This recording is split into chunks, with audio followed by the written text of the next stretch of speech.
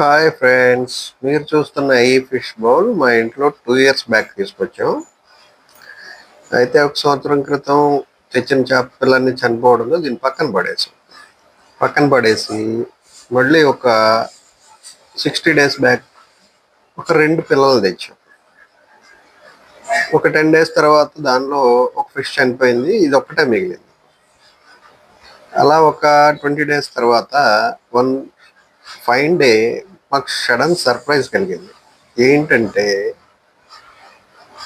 Fish బౌల్లో కింద చిన్నగా నల్లగా కొన్ని కదులుతా కనిపించినాయి. ఏంటా అని చూస్తే పిల్లలు ఉన్నాయి, చిన్న చిన్న పిల్లలు. వాటిని సపరేట్ చేసి వాటి కోసం మళ్ళీ ఇంకో బౌల్ తెచ్చాం. అవి మొత్తం 10 పిల్లలు. ఇవి సుమారుగా 40 days పిల్లలు. సో ఈరోజు ఉదయం అనుకోకుండా మళ్ళీ మాకు ఇంకో సర్ప్రైజ్ జరిగింది. అదేంటంటే మళ్ళీ కింద చిన్న చిన్న పిల్లలు కనపడినాయి. అవి ఈరోజు ఉదయం పుట్టిన 16 పిల్లలు. ఇప్పటి వరకు మాకు చేపలు గుడ్లు పెడతాయని తెలుసు, కానీ సడన్గా ఇట్లా పిల్లలు పెట్టడం చూసి మేమంతా సర్ప్రైజ్ అయ్యాం.